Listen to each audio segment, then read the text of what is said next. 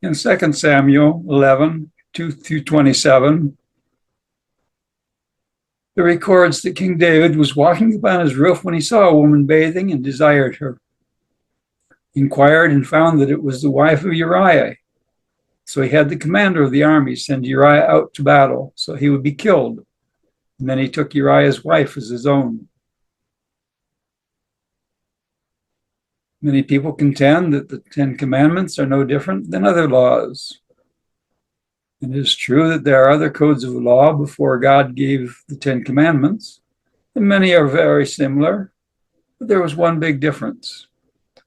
The difference was that God gave the Ten Commandments. It's the fact that he who writes the law can change it. The lawgiver can also exempt himself.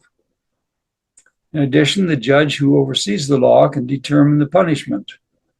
He can be very harsh on those he doesn't like and very lenient on his friends. However, since God gave the Ten Commandments, he alone can change them. In addition, God set the punishments, and no man can change them. If a judge is lenient on his friends or harsh on those he doesn't like, he must answer to God for his disobedience. Normally, if any king breaks the law and somebody calls him on it, the person will probably be put to death or at least spend the rest of his life in jail. Yet with God's law, Nathan could confront David and call him on his crime. And David, realizing that he was guilty, he repented.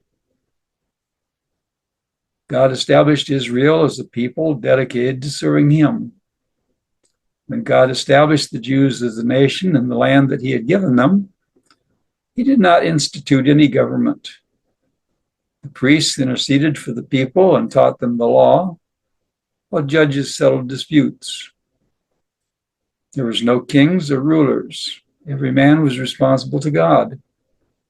However, the people saw the kings of the nations around them, and they wanted a king. God warned them against having a king because he knew that power could corrupt them, and they would seize control. Yet the people rebelled against God and demanded a king, so God gave them a king. However, he warned them that the king would use his power to take their sons and daughters as servants, who would take the fruits of the people's labor to enrich themselves. People had good reason to fear that, for the future kings did exactly as God said they would. Throughout history, kings have taken it upon themselves to exempt themselves from the law or to change it at will. The King of England felt that the colonies in America should help pay for England's war with Spain, in which America had no say and received no benefit.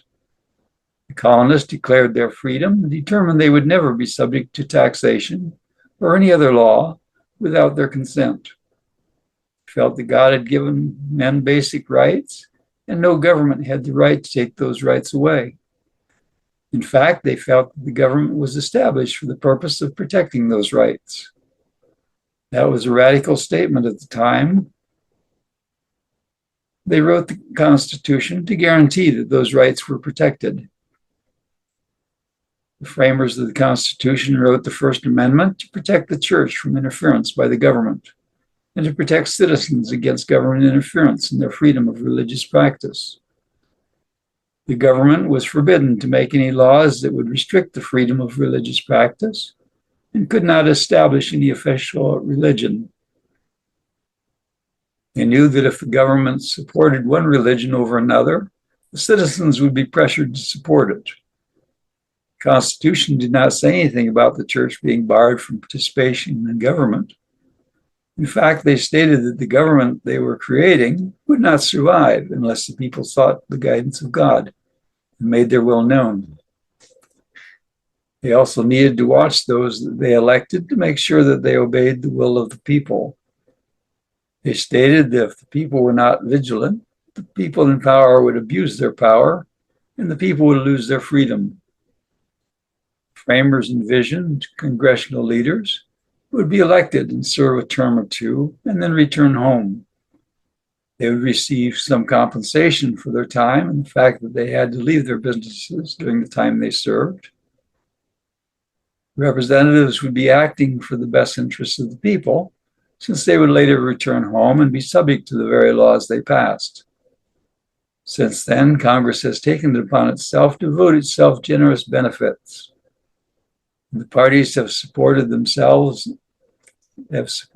in ongoing elections, to where some career politicians have served most of their lives.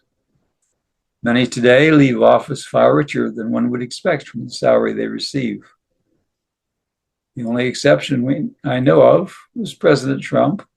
He refused to take a salary, and he put the money back into the government to help balance the budget. He actually left office poorer than when he entered the office.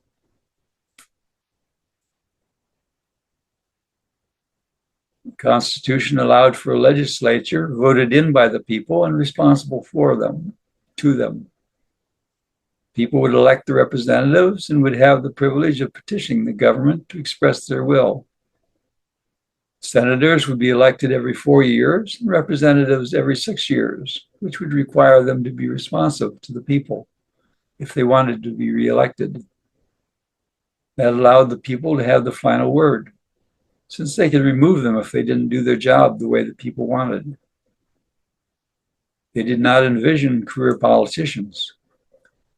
They felt the representatives would be ordinary people who would serve a short time and then return to their homes and businesses. There would also be a president that would have veto power over the legislature and would oversee the carrying out of the laws passed by Congress. Finally, there would be a Supreme Court to settle the disputes that transcended state boundaries. 3 branches were set up so each one provided checks on the other, so none of them would gain control. The government established wasn't perfect, but it was revolutionary for its day. Since then, people of faith have sought the scriptures and realized that things like slavery were wrong. As a result, pastors and church leaders in the North were instrumental in raising the awareness of the evils of slavery. Unfortunately, many churches in the South doubled down and fought attempts to free the slaves. They put their own personal self-interest over God's word. It would take a civil war to end slavery. Unfortunately, many in the South continued to find ways to keep the Black people from gaining their rights. Up until the 1970s, the Bible was openly used in the public schools. The church was so successful in teaching Christian morals that many who had no church connection still accepted biblical values, at least in principle. The value of life, the value of the rule of law, the value of the family were solidly ingrained in the public schools. And as a result, they were deeply ingrained in public life. While Protestants generally supported the public school system, Catholics maintained many schools of their own, which many Protestants felt was wrong.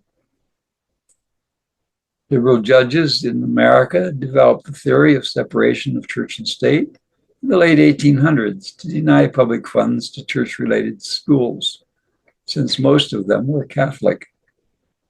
The doctrine of separation in state remained relatively limited for a long time. However, over time, the church became lazy and no longer taught Christian values. Politicians began appealing to the self-interest of the people, and the people began following politicians that promised to provide more benefits to the people. They buried the payments in the taxes so the people didn't realize they were paying for the benefits they got. As a result, the people began looking to the government to meet their needs and not to God.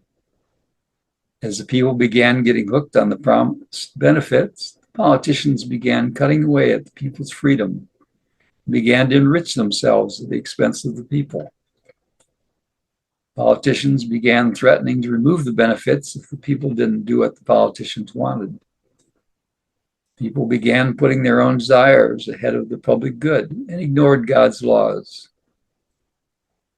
Politicians have increasingly used the doctrine of separation of church and state to silence churches and prevent them from speaking out against the abuses of the government.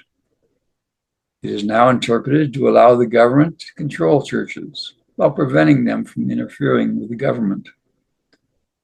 The number of tax laws governing churches increased steadily. allowing liberal politicians to threaten churches with revoking their tax status if they speak out. Church needs to speak out about and inform people about the things that violate God's law before they lose the right altogether. Since politicians and judges don't respect the law, the people no longer do either. People see the government openly ignore the law and feel that they can too. That is why we have the lawlessness that we do. When politicians attack and demonize their opponents, they are encouraging others to do the same. People tend to follow what their leaders do rather than what they say. Though politicians are increasingly encouraging people to lawlessness. Many of our leaders today blame Christians for the turmoil in America and have repeatedly called for their followers to attack those who still stand for Christian beliefs, resulting in numerous attacks and burning of church buildings.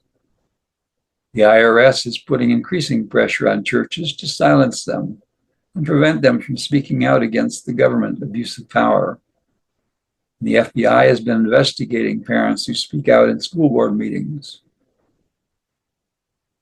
Some states kept churches closed during COVID long after they allowed other public meetings to open.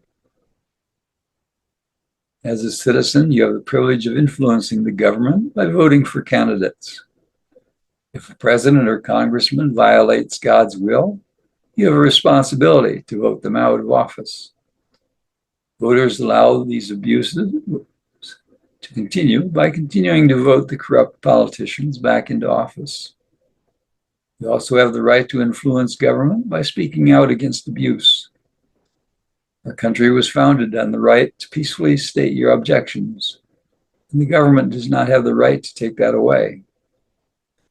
As with slavery, pastors have a responsibility to proclaim God's law and to call their people to oppose that which violates God's law.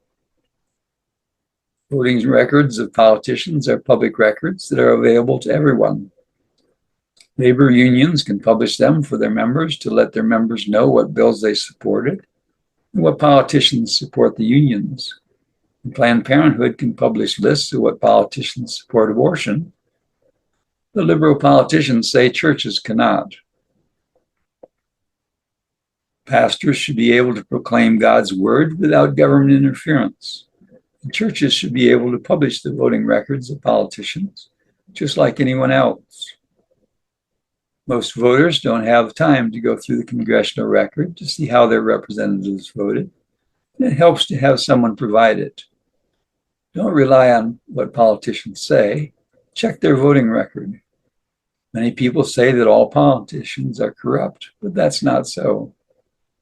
Apathy among Christians allows those who oppose the church to have a free rein. It's time for the church to rise up and confront the politicians, as Samuel confronted Saul. Thank you.